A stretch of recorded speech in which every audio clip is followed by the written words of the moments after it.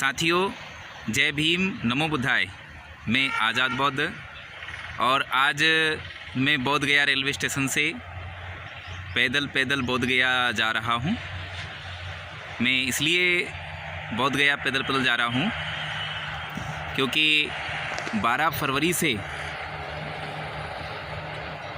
हमारा भिक्षु संघ बोध गया में धरने पर बैठा हुआ है महाबोधि महाविहार को मुक्त कराने के लिए।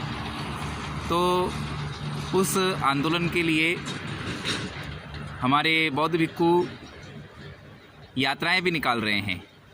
जैसे अभी सांची मध्य प्रदेश से एक यात्रा 1 अप्रैल से निकली हुई है, तो उसमें जो भिक्षु निकाल रहे हैं डॉक्टर आनंद रखित भंते जी, तो उन्होंने उस यात्रा में लिखा है पद यात्रा, लेकिन वह यात्रा पद यात्रा नहीं है बल्कि कार यात्रा है। तो मेरा उनसे निवेदन है कि या तो आप पद यात्रा ना लिखें, या यदि आपने पद यात्रा लिखा है तो फिर आप चाहे 1000 किलोमीटर की यात्रा हो, चाहे 2000 किलोमीटर की यात्रा हो, आप उसको पैदल ही तय करें। यानी आप लिखते कुछ और हैं और करते कुछ और हैं, तो ये ठीक मैसेज नहीं जाता है। तो मेरा सभी भिक्षु संघ से निवेदन है कि या तो आप यात्रा निकालिए मत, और यदि आप यात्रा निकाल रहे हैं, पद यात्रा निकाल रहे हैं, तो आप पद यात्रा ही निकालिए।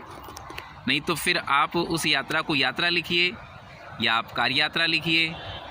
जैसे सांची से बोध गया के लिए वो यात्रा निकाल रहे हैं, तो वो 41 दिन की यात्रा है।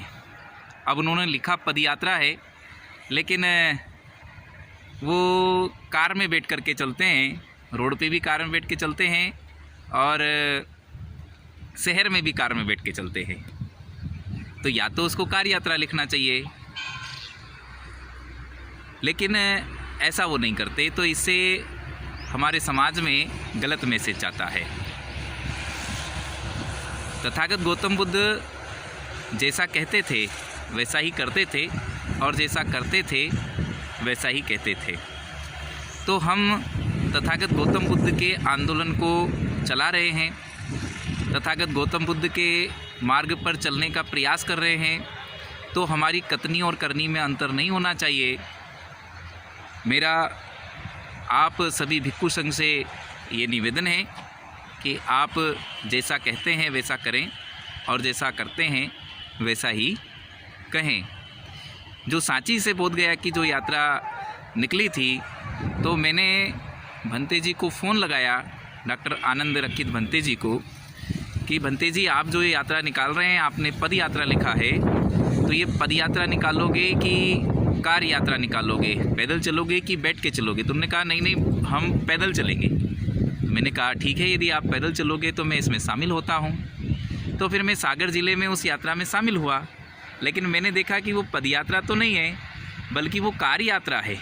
वो कार में बैठ कर के चलते हैं और शहर में भी कार में बैठ के चलते हैं। मुश्किल से 200-250 मीटर वो पैदल चलते हैं। तो इस प्रकार की यदि आप यात्रा निकालते हैं तो ये तो ठीक नहीं है।